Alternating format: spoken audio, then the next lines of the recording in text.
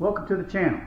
If you haven't thought about switching to a PTFE or Teflon type hose to replace your hard lines for your transmission, you may decide to do that in the future. I'm not going to show you how to put the lines on today, but we are going to talk about what you get, what you order, and what you may need. In fact, a lot of the fittings that come with it may not fit your transmission, and that should be no surprise. But what you can find out that is by using a straight or a tapered fitting and trying to seat it too tightly can crack the casing on your transmission housing, and you don't want that. So stand by and I'll show you some of the different fittings that came with mine, some of the fittings that I ordered, and what I'm going to end up using in order to adapt the lines. It's pretty simple and pretty straightforward, but it can be a costly mistake if you don't take your time and make sure you don't over tighten or put in a fitting that doesn't belong. So stand by. Okay, now that I've got my glasses on, let's go over what came in the package that I ordered and then the things I ordered after the fact to try to help me resolve what fitting I needed exactly for this TH350 transmission.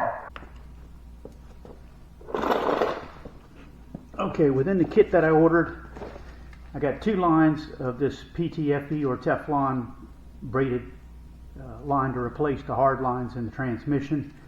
About 7 feet long, I think 6 or 7 feet long each. Came with some O-rings, and also these are some little brackets to help you control the lines. You get a few sets of those. And in addition, there are these 90-degree, these are 6AN fittings. A 1/4 90.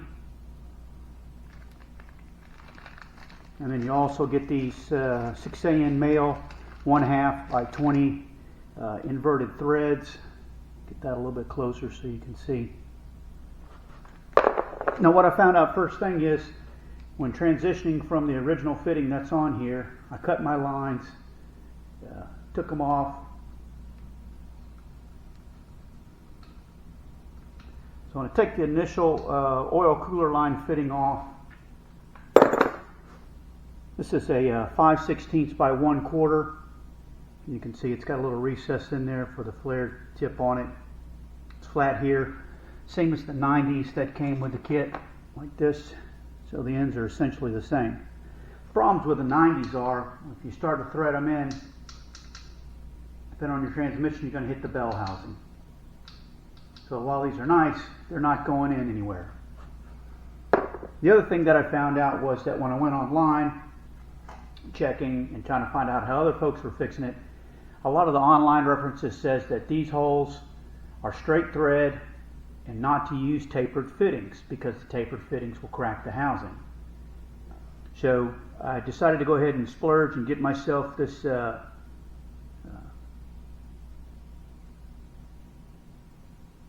I can measure and see what the size of the fittings are.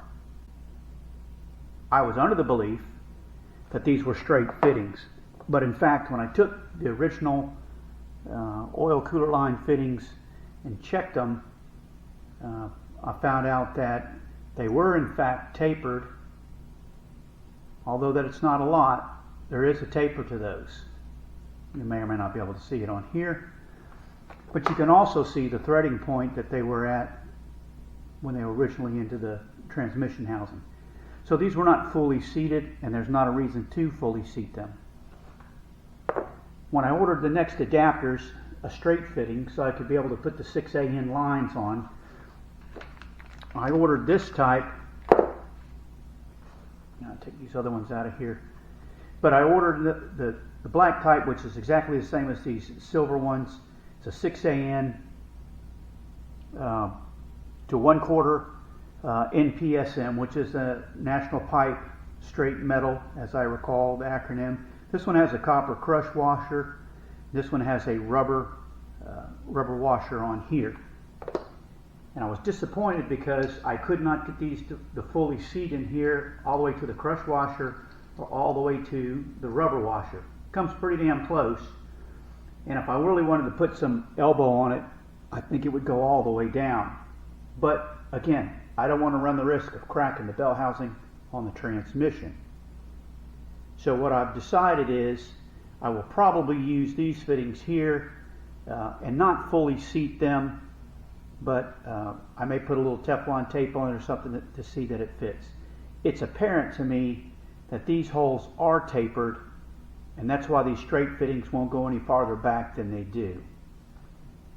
Same with the original oil cooler line fitting, this 5/16 by 1/4. It won't go all the way in either, and I don't think it was ever intended to. So I'm not going to force something on there that doesn't want to go. I will get it on there. I'll get it seated, and then because it's a straight fitting, I'll either just bend the lines, or I'll take the 6AN 90-degree elbow that has a swivel on it, so I can position the lines wherever I need them to be, so they're routed away from my exhaust, what have you, framing the engine, the chassis frame, and get it in so they're not a problem for me. Now, if I wanted, I could go back to the original style oil cooler fitting with a 1/4-inch line on there, and there are companies that sell a preformed line like this. Gotta Show, GOTTASHOW, GottaShow.com has one, and it has a transmission cooler line with the fitting on here, and then on this end it has the 6AN fitting, which is the flared fitting that goes on onto your lines, and they sit in on like that. But since I already ordered all these other things, I'm going to go ahead and go with these and get these mounted in. It doesn't matter which ones I use. I can use the black without the crush roster, and it does have an O-ring too, or I can just use these silver ones with the O-ring, but the reality is it's not going to go all the way down. So is there any play? A little bit, but I think once it gets tighter, we tend to lose that because it's tapered. The other thing is, if I need to put some of that Teflon tape on there, I will put a little bit on there too and snug it down. But I'm not going to risk cracking the casing on my transmission. That's just a costly mistake. I hope you got some benefit out of that, and I thank you for your time, and maybe this saved you some of the headache and aggravation that I found in trying to run these fittings to ground.